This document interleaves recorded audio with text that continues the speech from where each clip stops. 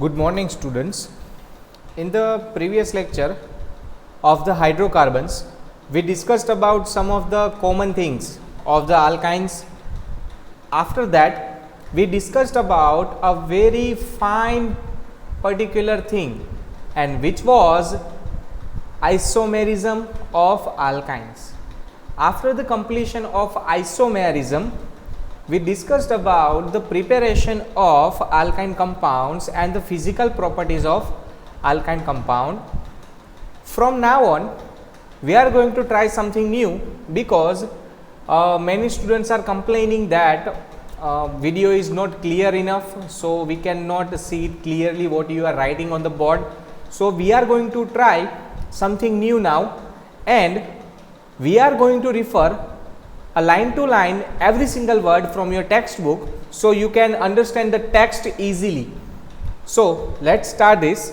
In this lecture, we are going to discuss about chemical properties of compound. Which compound? Alkyne compounds. Okay. First of all, there are total 3 types of chemical reactions that have been provided by alkynes. Among them, the first chemical reaction is the acidic nature of alkyne compounds, means alkyne as a acid.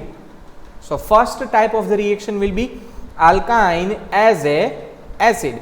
After that, second type of reactions will be addition reactions, and after that we will discuss about the polymerization reactions also. So first of all, we will discuss the acidic character of alkyne compounds. Acidic character of alkyne compounds. Now what is acidic character of alkyne compounds? It is quite simple and very easy thing to understand. Okay, if you remember, in the last lecture in the physical properties, I told you that alkyne compounds are weakly polar. Alkyne compounds are weakly polar. Now what is the reason behind it? Let's discuss that thing. Why alkyne compounds are polar? Okay. So first of all, suppose I have alkyne compound. Okay. This is a common thing about the alkyne because they have triple bond, right? Okay, hybridization of these compounds will be sp hybridization. Okay, now you can see that there is a one s orbital present in the hybridization plus one p orbital is present in the hybridization. That's why total 2 orbitals are there in the hybridization sp2. Okay. Now what if I want to calculate the S character of each of them, right? What if I want to calculate the percentage of S available in our hybridized orbit? So you can see that there is a one S orbital and total 2 orbitals are there. So S character will be equal to 1/2, in the sense 50% S character is available in alkyne compounds. Now if we discuss about alkene compounds, that means carbon carbon double bond. We know that carbon carbon double bond have hybridization sp2. That means S character have 1 orbital, whereas p have 2 orbitals. That's why total number of orbitals will be 3. Okay. Now 3 orbitals are available for the hybridization. So S character over here will be equal to 1/3, right? That means S character is 33.33% available in the alkene compounds, carbon carbon double bonded compounds, right? Same thing if we discuss about the alkane compounds, means carbon carbon single bonded compounds, right? So there will be sp3 hybridization, one s orbital, and total 3 p orbitals will be there. That's why total number of orbitals will be 4. Okay. Now total 4 orbitals are there. That's why if I want to discover the s character, that will be equal to 1 upon 4. Okay. That means s character in the alkane compounds are 25% only, right? So if we revise everything again, we come to know that alkyne compounds have s character up to, or you can say total 50% s character. If we discussed about alkene compounds have s character up to 33.33%, right? And if we discuss about alkane compounds, s character will be equal to only 25%.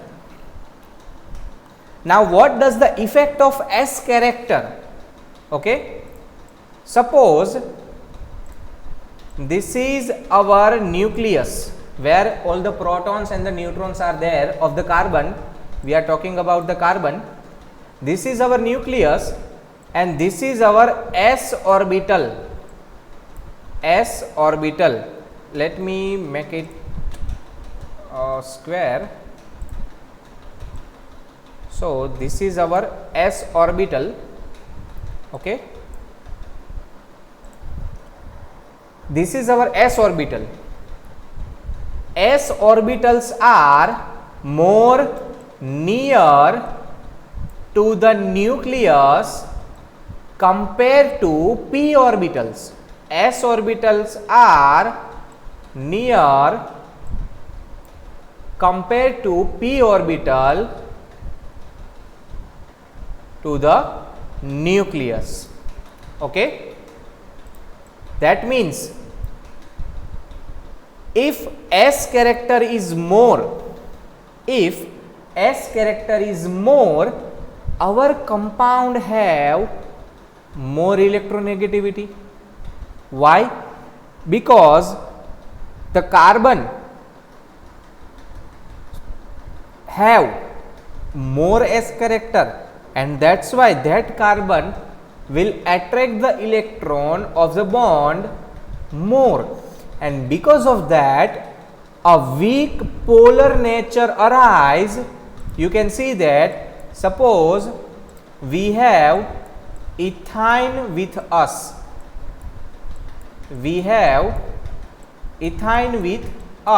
in the ethine you can see that these both carbon are sp hybridized and both of them have 50% s character. That's why this carbon becomes partially negative, whereas because of this hydrogen becomes partially positive, because electrons of this bond will be towards the carbon. Likewise over here electrons will be towards the carbon, and this carbon will be also partially negative and this hydrogen will be partially positive.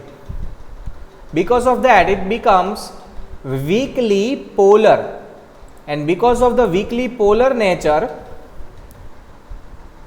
it easily release H plus, means proton, and whichever compound releases H plus is known as a acid. Now if we compare ethine with the ethene and ethane, in the sense alkene and alkane, they do not do this type of reactions. That's why we can say that alkynes are acidic in nature. Okay. Let's refer the textbook. Sodium and sodamide. Remember the common name of sodamide. Sodium amide is also known as a soda amide. We have used it in the previous lecture in the second step of the beta elimination, where we prepare the alkyne. So soda lime and sodium both are strong base. Remember soda lime, okay, both are strong base, okay. I am highlighting it so you can remember it clearly. They react with ethyne to form sodium acetanilide.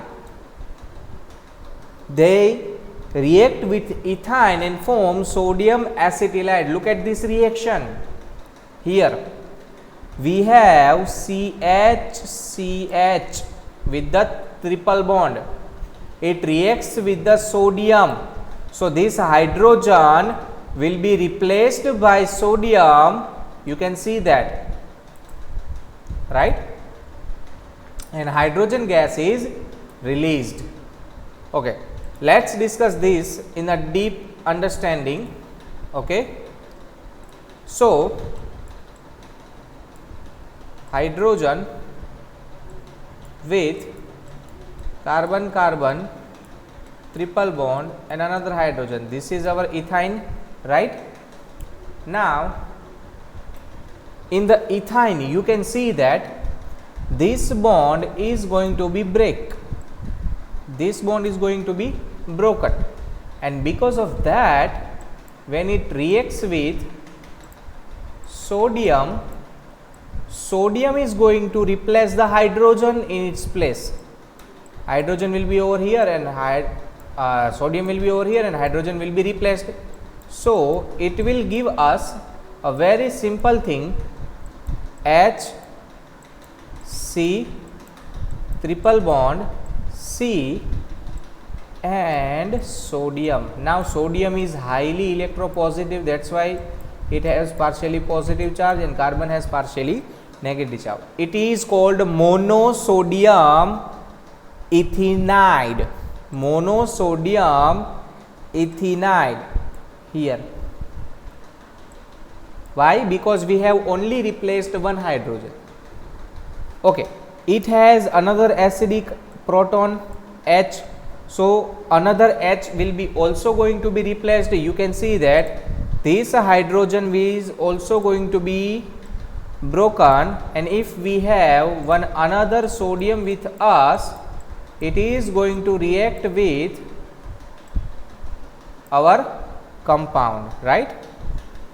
So this sodium will replace the another hydrogen, and instead of this hydrogen we will have sodium over here, and we will get like this disodium ethenide. Okay, that was the reaction of sodium with the ethyne. Now suppose we have propine and we are reacting it with soda lime. You know that soda lime has Na plus and NH2. So it is quite simple that hydrogen will be replaced by Na and NH3 will be the byproduct. It will give me sodium propionide. Now remember that ethynide and propionide are IUPAC name, whereas acetylide is common name of ethynide. Ethynide is equal to acetylide. Acetylide is common name of ethynide. Ethynide is equal to acetylide. You can underline it and you can write it on your textbook. Okay. So sodamide and sodium reacts with ethyne to form sodium acetylide with liberation of dihydrogen gas. You can see that it is releasing dihydrogen gas and sodamide is releasing NH3. This reaction have not been observed in case of ethene and ethane. So alkene and alkyne do not show this type of reactions, thus indicating that ethine is acidic in nature in compared to ethene and ethane. Why it's so? We have already discussed it, because ethine have 50% s character. That's why carbon will be more electronegative of ethyne, and because of more electronegativity, electron will be towards the carbon and H plus will be easy to remove. You have read that hydrogen atom in ethyne is attached to sp hybridized carbon atom, whereas they attach to sp2 hybridized carbon atom in ethene and sp3 hybridized carbon in ethane. We know that ethyne has sp hybridized carbon, ethene has sp2 hybridized carbon, and ethane has sp3 hybridized carbon, right? Due to the maximum percentage of s character in sp hybridized carbon, it has highest electronegativity because s orbital is nearer to the nucleus. That's why electron will be more attached towards the nucleus, and because of that electronegativity will be more. Okay. Hence, this attract the shared electron pair of carbon hydrogen bond of ethyne to a greater extent than that of the ethene and ethane. Thus, in ethyne, hydrogen atom can be liberated as a proton more easily compared to ethene and ethane, and because of that hydrogen atom of ethyne attached to triply bond carbon atom are acidic in nature. Remember that all the alkynes are not acidic. All alkynes are not acidic. Only hydrogen attached to the triple bond is acidic. Look at this. These three hydrogens are not acidic. CH3. These three hydrogens are not acidic. Only carbon triple bond attached hydrogen will be acidic. So we can say that if we have HC triple bond HC with another hydrogen, then it has two acidic center, whereas if we have CH3 C triple bond C and H, then it has only one acidic center because it is only connected to the triple bond carbon. These three hydrogens are not acidic at all. Remember that. Okay. So only hydrogen attached to the triple bond will be acidic in nature. Now look at this. These reactions are not shown by alkenes and alkanes, hence used for distinction between alkyne, alkene and alkanes. Okay, if we want to know which compound is alkene, which compound is alkane and which compound is alkyne, we can use this reaction because only alkynes gives these reactions. So we can easily separate the alkynes from other elements, other compounds like alkene and alkyne. So we can separate them using this reaction. We can identify that. Okay. Now they have given us an important question. What about the above reaction with but1 and but2? This is one marker question for you guys. Remember the question. If we have but1 and but2, okay, let's draw the but1. We have CH3 with CH2 with C triple bond CH, right? This is our but1, first compound. Okay. After that CH3 connected to the carbon with triple bond, again carbon and CH3. This is our second compound, okay, but2-ine. Now tell me which one is acidic. You can see that this carbon is sp2 carbons and it have one hydrogen connected to direct to the triple bond carbon. That's why it has an acidic center. So but1-ine is acidic, only one acidic center. Look at this, carbon carbon triple bond, but they do not have any acidic hydrogen. That's why this is not acidic at all. So but1-ine will be more acidic compared to but2-ine, right? So that was the question for us. Okay, they have given certain orders to us.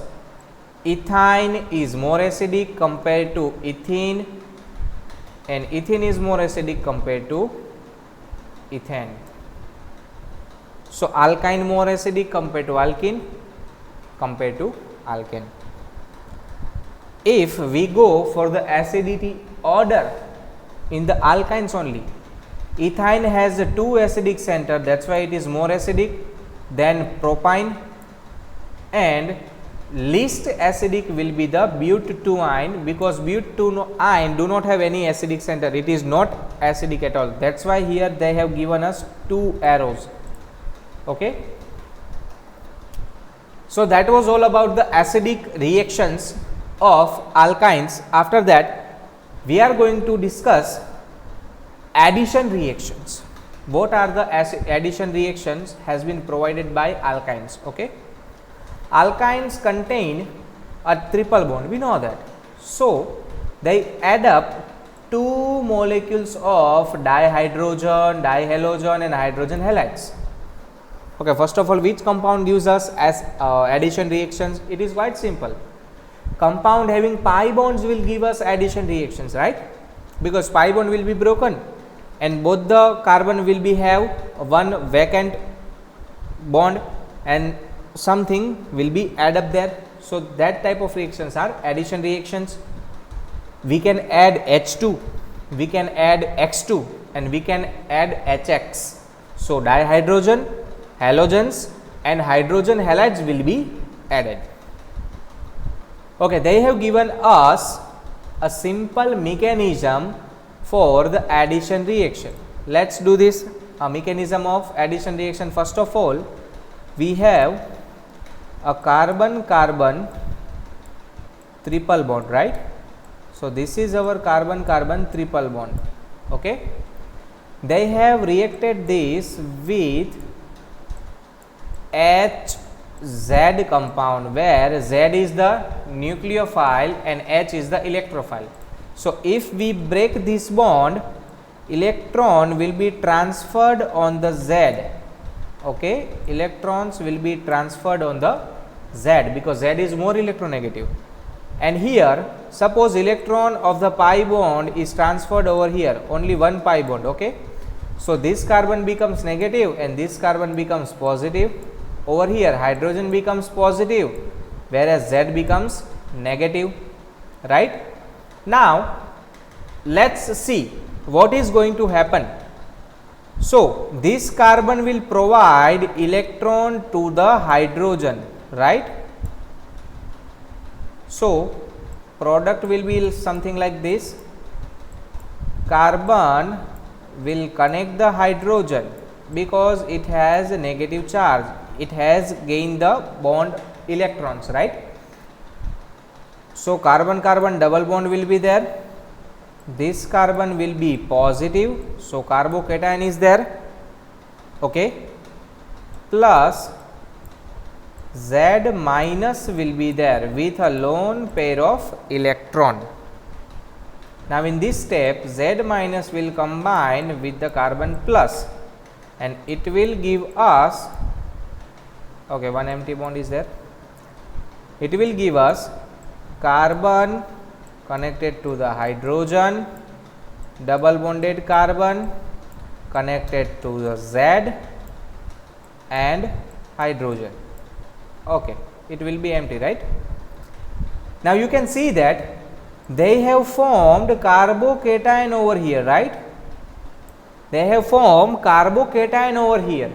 This carbocation stability will decide how much addition reaction will be stable or how much amount of addition reaction will occur. Okay. So formation of addition product take place according to the following step. Now this carbocation is called vicinal carbocation or vicinal cation, because there is a double bond present over here. Because of this double bonded carbon, it is called vicinal cation. Okay. The addition product form depends upon stability of vinylic cation. This reaction will be decided on the basis of stability of vinylic carbocation. Okay. Addition in unsymmetrical alkynes take place according to the Markov-Nikov rule. Remember that if you have asymmetrical molecule, we have to follow Markov-Nikov rule. We know that. Majority of the reactions in alkynes are example of electrophilic addition reaction. You can see that they have added H plus. You can see that they have added the H plus first, and because of the addition of H plus, these type of reactions are called electrophilic addition reaction, because H plus is electrophile. Okay. Now let's do this. First we are going to add the dihydrogen over here. Addition of dihydrogen, you know that first one pi bond will be broken. Okay. Only a single pi bond will be broken. So from these three bond, only one bond is broken and two hydrogen on each one carbon will be added. So instead of CH triple bond CH, we will obtain CH2 double bond CH2, ethine converted to ethene, and in the next step again another pi bond will be broken and ethene converted to ethane. We have used this reaction in the preparation of alkane. Propine, again propine, one hydrogen on each carbon, so propine converted to propene, and again one hydrogen on each carbon, propene converted to propane. We know that addition of hydrogen is known as a hydrogenation reaction, and for the hydrogenation reaction we required platinum, palladium or nickel catalyst. Okay, if we use nickel catalyst, we will require higher temperature and pressure. After that, if we add halogens, remember if we add halogens, same thing occurs as the hydrogen. One halogen will be added on the both the carbon. Suppose we are adding bromine, one bromine will be added on both the carbon. So we will obtain 1,2 dibromopropene, double bond will be there. In the next step again one bromine on both the carbon. So total number of 4 bromines will be added in the compound. It will give us 1,1,2,2 tetrabromopropane. I told you that reddish orange color of the solution of bromine in carbon tetrachloride CCl4 is the carbon tetrachloride is solvent. Okay, bromine water has brown color. When we add bromine water into the alkyne compound, because of the presence of pi bond, bromine color disappears, brown color disappears. Why? Because bromine reacts with the alkyne, so brown color will disappear. Because of that, we identify the pi bond. So this test is used as an unsaturation test. Remember that we have discussed 2 unsaturation tests. Among them, the first unsaturation test was Bayer test. We discussed in the previous lecture Bayer test: cold, neutral, diluted potassium permanganate solution, decolorize it loses the violet color with the ethene. It is also unsaturation test. Again, bromine water test is also a unsaturation test. Remember that this is your 1 marker question, most IMP question for you. After that, addition of hydrogen halide HX. Now we are talking about the Markovnikov rule. What is the Markovnikov rule? The carbon having lesser hydrogen will get the negative part. We have HBr, right? We have HBr. So pi bond will be broken. Now ethyne is one type of symmetrical compound. So symmetrical compound do not have any problem. So you can add hydrogen to the one carbon and bromine to the another carbon. We will get the bromoethene, not the ethane, because double bond is still present over here. Okay. Now you can see that bromoethene is completely asymmetrical molecule, because on the one carbon there is a 2 hydrogen and on the another carbon there is a 1 hydrogen and 1 bromine. So now we have to use Markovnikov rule, right? Lesser hydrogen containing carbon will get the bromine. So this carbon have only 1 hydrogen, so it will get the bromine. So both the bromine will be on this carbon, and because of that we will obtain geminal dibromo compound. You can see that addition of 2 molecules of hydrogen halides forms geminal dihalides. They have given us already, it gives us geminal dihalides.